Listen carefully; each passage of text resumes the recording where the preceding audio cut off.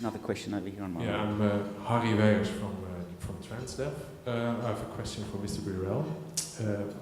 What I just heard, it looked like infrastructure follows planning, and where we sort of accept that in the coming 50 years there will be 4 major cities. But can we turn it around and make infrastructure the driver for planning and probably prevent 4 biggest cities in Australia, because Australia is also the country with the most urbanization in the world. Yeah, look, we should turn it around, so don't mistake what I was saying. I was saying what I believe is the case according to the projections of the future. That's sort of what an audit tells you. It tells you what the status quo of assessments are. That doesn't necessarily mean that Australia should end up there or that you cannot alter that path. I think it'd be very healthy as Australians if we discussed the value that we all saw in cities like Adelaide and Hobart growing substantially over that 50-year period. They are great cities with very good core infrastructure and services, and according to the ABS assessment, they're not going to grow as fast as all of us, I'm sure, would like, and therefore at the margin we'll be spending money helping someone settle into a house 75 kilometres outside from the Brisbane GPO, rather than helping someone settle into an empty house in some of these other cities which is 5 kilometres from the GPO. I liked having that type of debate.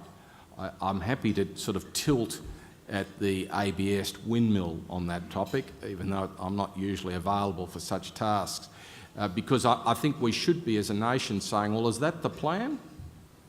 Right, that we want one city that stretches from Noosa to the beyond the New South Wales border, and we don't want our other cities to share in the growth.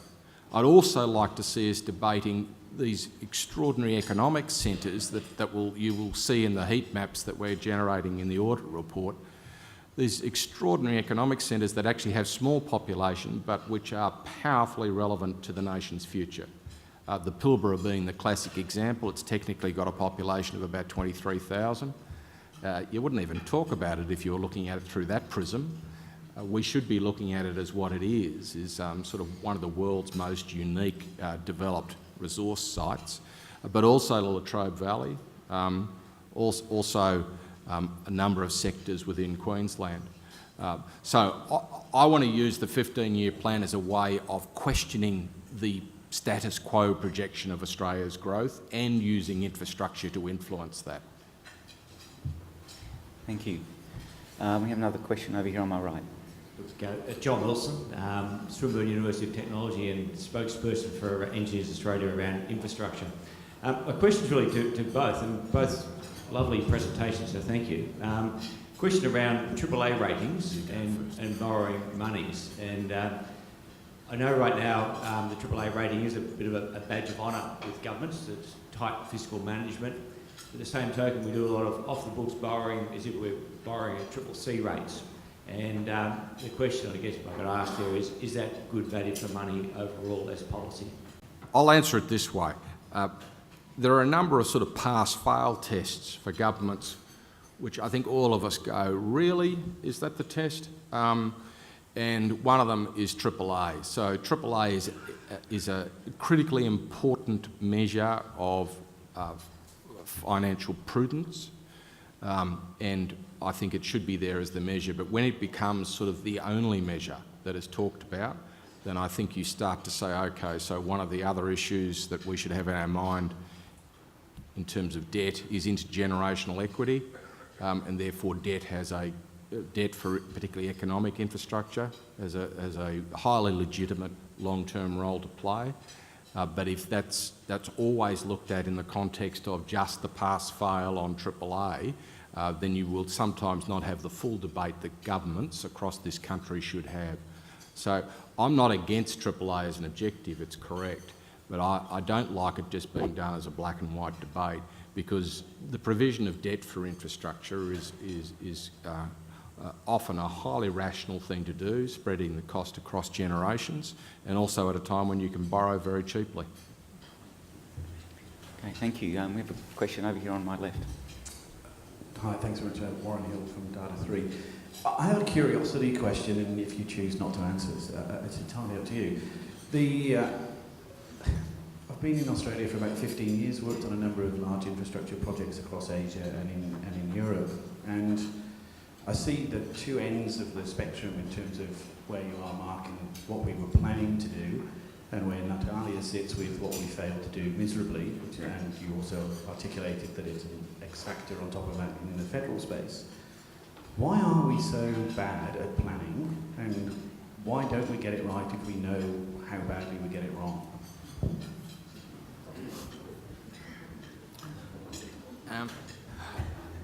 Look, I don't think we are that bad. So let me first of all just defend state public services, which I've had the pleasure of working with for decades. I've seen outstanding procurement, I've seen innovative design, I've seen insightful, proactive risk management, I've seen agencies, Auditor General, Ombudsman, FOI Director or whatever, there's a title for the person who writes to me all the time in the Port of Melbourne. I've seen them work well and get very good outcomes. And I think we have a fairly open conversation about shortfalls or failure, and that's quite healthy. So sometimes the open conversation gets a bit overdone in terms of that we're all no good. I visit every state. I have these discussions in each state. I guess I have the benefit of knowing which state I think is a laggard or territory, and which is a leader. And that often changes. The competition between the states in terms of their reforms is actually quite welcome. So I'm generally not in the space that I think we're a mess, and I spend at least twice a year in America. I look at procurement at a local and state level there. For those of you who've worked in that type of procurement or seen the backlog of infrastructure in the land of the free and the world's largest capitalist economy, which has really got sort of barking mad approval systems and an inability to get infrastructure moving, I think we compare quite well.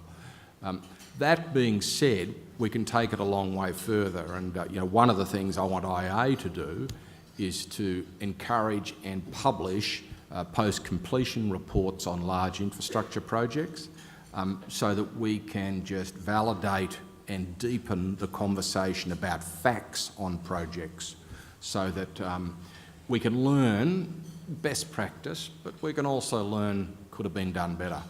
And the more that this is published, the more that it's on the internet, it's done after, a few years after a project, you're comparing a project not just against its budget, but against its desired outcomes, which have been explicitly stated, the more we're better off. Now, in a way, that's going to lead to a bit more of a debate about projects, a bit like my example of the Queensland government. I suspect the media publicity will be about the bad practice rather than the good practice. That's because, that's human nature.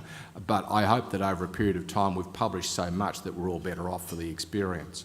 And certainly IA will be encouraging that. Any large project should be measured against the outcomes it promised.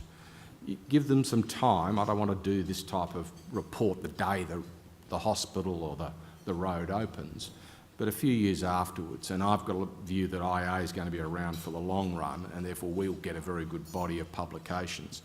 Perhaps so many of them that we don't need to keep on encouraging it. It'll just become more standard practice. I can perhaps add to that. So in terms of your point about long-term planning, which is, I think, a point I picked up in one of my audits that I talked about, there are encouraging signs that we're starting to have a conversation about that.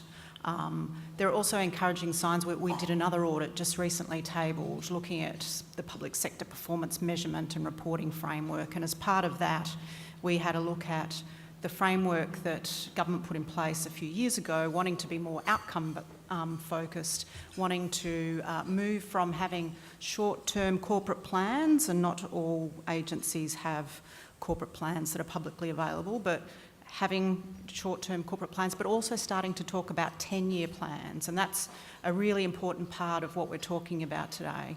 And we did have the opportunity through that audit to look at some of those plans, but the overall message from the audit was we're not making enough progress in terms of moving to an outcome-based framework, and there's not yet a lot of confidence around those 10-year plans.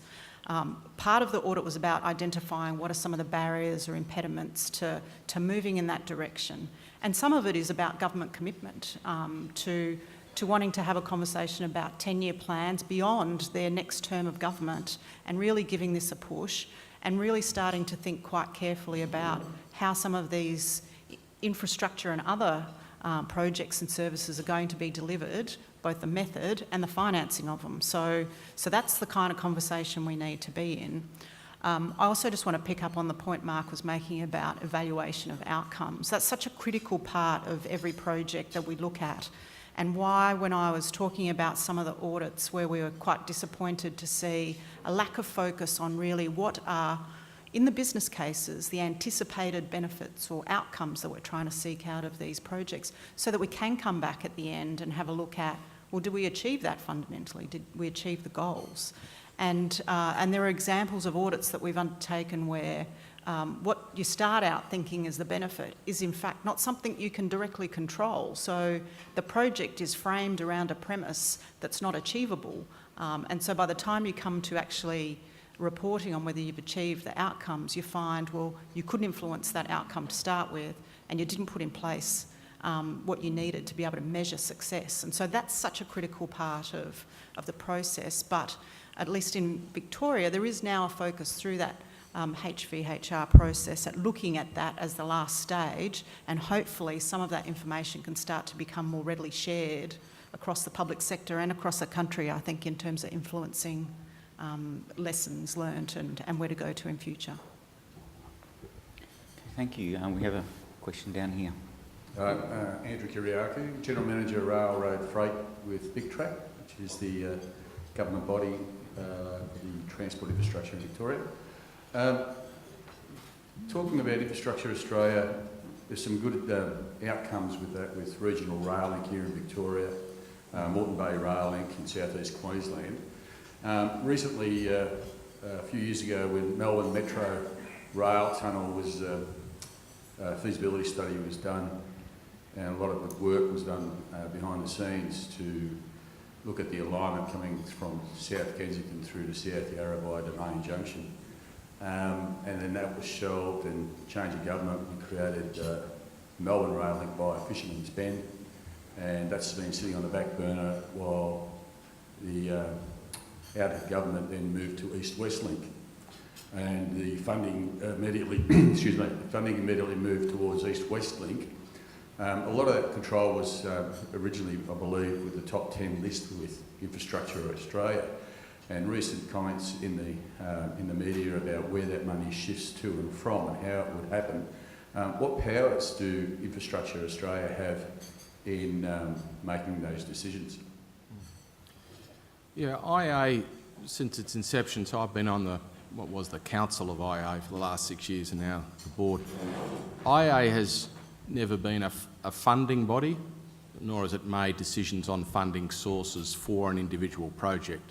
And I give you the example of Moreton Bay project, which I was visiting the other day. It's a ripper. That project is one that the Queensland Government put up to us about 6 years ago, and where our role was to assess how they'd integrated into their own planning, and also to assess and publish the cost-benefit case on the project. The funding of it was then a matter of for those who are proposing the project to go through, so state, federal, local, private, including the way it's operated, and that rail in fact will be operated not with a franchised model, but in what would be regarded as a sort of a conventional model. They're matters for the proponent, and they should be, because it leads to a sort of, as long as they've looked at all the options, which is what we encourage. We don't do the funding, and I think we should always be separated from the funding decision because it helps our independence. It also helps us with our focus. We are very much trying to look out in that 5 to 15 year period, and you'll see us doing that. So I would expect IA will continue to operate in the way it has, is that we don't comment on or seek to actually make the funding allocation. Thank you. We have time for one last question. Up the back, please. Thank you. Jason Downs from Hudson Recruitment. This may touch a little bit on one of the previous questions, so it's probably more focused at Natalia with regards to your talk.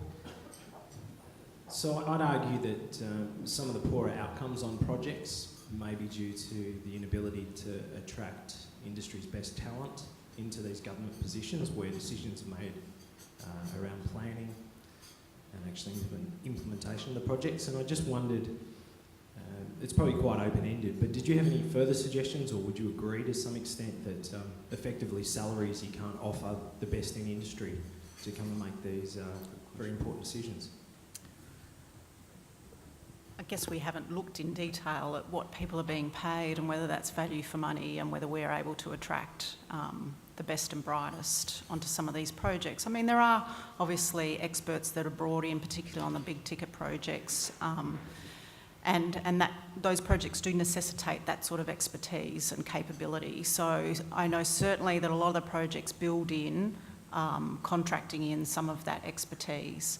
There is probably a broader question about, certainly in terms of developing business cases, I talked a lot about sort of the rigour that's required around some of that, but also in terms of scrutinising those projects. So the role that DTF and others are playing in terms of scrutinising those does require a capability, and the more complex the project, each project is quite different in its own right. So just at lunch we were talking about ICT projects and the transformational element of them, that all too often people look at them as being technology solutions and not thinking through, well, this is actually a change management process, and we need to think just as much about the technology and whether we're going to go off the shelf or we're going to build something up ourselves, just like we talked about in the terms of that Health Smart audit, but also about how you walk up to that solution, how you engage staff and people within an organisation in developing it so that it's actually going to have outcomes that are useful from a functionality and from a usability point of view. So that is sometimes lost. So we do need sort of focus on those things and to look at capability around some of the key projects. Do we have the expertise on board? But there is some flexibility within the public sector to bring those experts and that expertise to bear. It's about understanding what skills required for each project so that we don't underestimate what's required in that context. But yeah, I'll leave it at that. Okay, well, thank you very much for participating in the Q&A session. I think there were some great questions there and some good conversations.